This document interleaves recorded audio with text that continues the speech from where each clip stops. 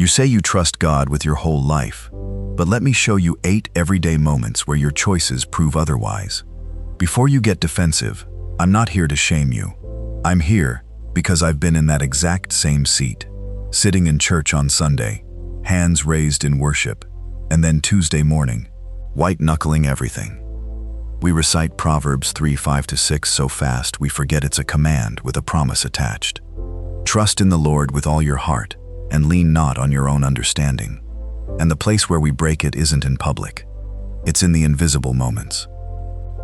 Here's what I want you to understand before we begin. These 8 decisions aren't sins you need to confess, so much as signals you need to read. They're like a spiritual fuel gauge. They tell you exactly where your trust tank is empty. I'm going to walk you through all 8, and I want you to keep a mental tally, because by the end, you'll know precisely which one is your door, the thing God has been trying to show you. The first one is so common you'll say guilty before I finish the sentence. And I've done it too. But here's the uncomfortable truth. Each one of these is something the enemy uses to keep you from the breakthrough God has prepared. And you won't see it coming because it looks so innocent. Item 1, the I'm fine answer. You're asked how you're really doing, and you smile, nod, say the words everyone expects. I'm fine, everything's great, just busy. Meanwhile, your prayer life has become a one-way street, where you talk at God, but never let Him see the mess. You've trained yourself to hide. And here's the terrifying part. You've gotten so good at hiding from other people, you've started hiding from yourself. The enemy doesn't have to make you rebel. He just has to make you isolated, because a person who believes they have no needs never seeks help, and a person who never seeks help never finds God. Peter wrote it like this, casting all your anxiety on Him, because He cares for you. Notice it says all, not the presentable parts, not the pieces you've polished for Sunday morning. All. So here's the replacement. Next time someone asks how you are, anyone, give them one honest sentence. 1. I'm struggling with something. I had a rough week. I'm tired in a way I can't explain. Vulnerability is not weakness. It is trust with skin on. And when you let someone in, you're not just helping yourself. You're building the kind of church the world is starving to see. People carrying each other's burdens, real, honest, alive. That's the first signal. Let's move to number 2.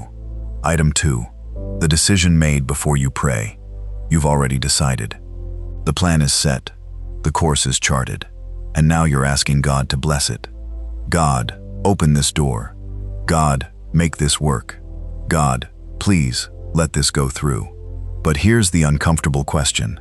When did you ask Him what He wanted? Prayer becomes a rubber stamp when your heart is already made up. You're not seeking direction, you're requesting approval. And that's not trust, that's a formality. Solomon wrote, "Many are the plans in a person's heart, but the Lord's purpose prevails." Let that sit for a second. God isn't in the business of rubber stamping plans. He's in the business of revealing purposes. And the purposes are usually bigger than what you can see from where you're standing. The enemy doesn't need to make you evil. He just needs to make you efficient. A busy, self-directed believer is a harmless one. You're not rebelling. You're just running. Running so fast you never have to stop and ask why. Here's the replacement. Before your next big decision, literally ask the question, God, what do you want here? Out loud, awkwardly, honest. It changes your posture from someone demanding a route to someone open to a journey. And the peace that comes from being led, not just getting what you wanted, that peace is different. It holds, it carries, it sustains.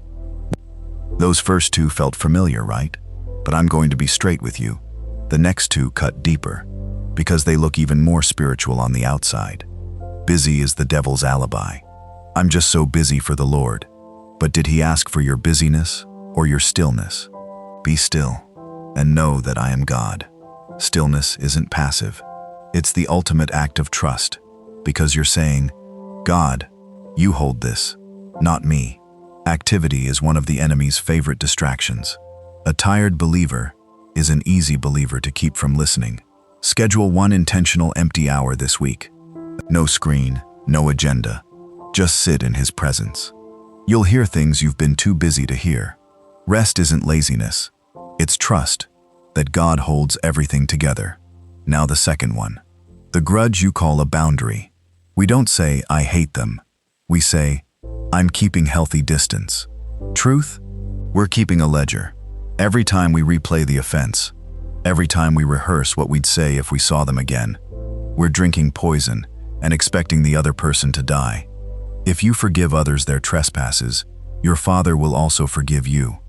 That isn't conditional love. That's a spiritual law. Unforgiveness doesn't hold them hostage. It holds you. The enemy loves a wounded believer staying wounded. He wants you to rehearse the offense, because each replay digs the pit deeper. Take one single step toward release this week. A prayer, a letter you'll never send, one act of kindness. You will be lighter than you have been in years. But the next one stings the most, because it wears the most religious costume of all, and you won't see it coming. Because it wears the most religious costume of all, and you won't see it coming. Item 5. The emergency God. You pray hardest when the crisis hits, but when life's calm, God gets the leftovers. The 5-minute blessing before you fall asleep, the Sunday nod. You've built a fire escape faith. God is your ambulance, not your dwelling place. Here's what you're really saying. I'll trust you when I can't handle it myself. But trust that only shows up in emergencies isn't trust. It's insurance. The enemy doesn't need you to stop believing in God. He just needs you to live like God is a backup plan instead of the foundation. The psalmist didn't say, God is my emergency. He said, God is my refuge. There's a difference. A refuge is where you live. An emergency is where you run. Is God your home or your hospital? Because a faith that only functions in crisis will crumble in the quiet. And the quiet? That's where the enemy plants the seeds of doubt that explode later. Item 6. The closed door of forgiveness. You never say, I don't forgive them. You're a Christian. You say, I've moved on. But you haven't. You've just filed it away. And every time you think of their name, the file opens itself. Here's the truth about unforgiveness. It doesn't hurt the person who wronged you. It hurts you. It's a prison where you're the only inmate and you hold the only key. Jesus didn't say forgive when it's easy. He said forgive, full stop. Not because they deserve it, because you deserve freedom. The enemy keeps you replaying the offense because each replay digs your pit deeper. But forgiveness isn't about letting them off the hook. It's about you climbing out of the pit. This week, one step, one prayer, one release, and watch what God does with the space it creates in your soul. Now let me show you the last two, and these are the ones that will change everything. Item 7. The prayer for the open door. You've been praying, God, open this door for months, but you never once asked if the door you're staring at is even the one He built. You've decided on the destination. You're just asking for the route. But what if the closed door isn't a no? What if it's a redirect? What if it's protection? What if it's God sparing you from the thing you think you want? The enemy's greatest deception isn't making you choose sin. It's making you choose good over God's best. You're not asking, what do you want? You're asking, bless what I want. And that's not trust. That's trying to use God as a GPS for a destination He never mapped. This week, flip the question. Instead of God, open this door, ask, God, what door are you building? The peace you feel when you stop fighting His plan. That's the signal you're finally trusting His direction over your own. Which brings me to the last one, number 8, the one that hurts to look at. Item 8, the mirror in the morning. When you look in the mirror, who do you see? The failures, the regret, the version of you that missed the mark, or the one God sees? You say you trust God, but what about when God trusts you? Because here's the painful truth. You've been praying for breakthrough, but you've been defining yourself by the breakdown. You don't trust that God can use you, the messy, flawed, still struggling you, for something that matters. So you play small. You wait for permission. You keep yourself in the back row. But God placed you on the front line. He doesn't call the equipped. He equips the called. And He's been calling. The enemy's strategy was never to make you evil.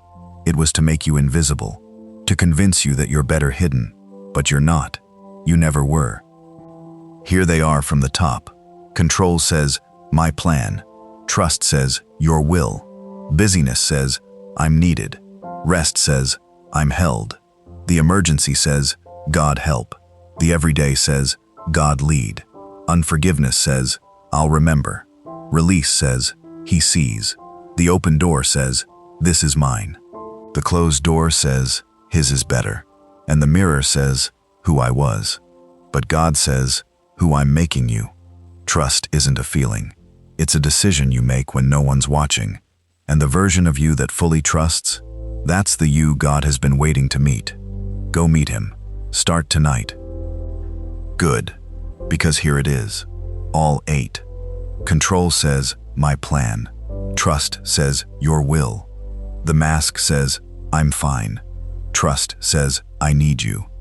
Busyness says, I'm needed. Rest says, I'm held. The grudge says, I'm protecting. Trust says, I'm releasing. The plan says, I'm prepared. Trust says, I'm guided. The worry says, I'm aware. Trust says, I'm covered. The holding back says, I'm safe. Trust says, I'm His.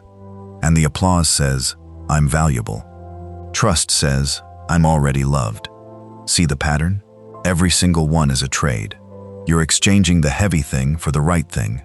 And the only thing standing between you and that exchange is a decision. So here's the real question. Not whether you trust God, but where you trust Him. Because trust isn't a feeling you work up. It's a decision you make when no one's watching. It's the quiet moment when you could grip it tighter, and instead, you open your hand. And when you do, that's not the end of the story. That's where He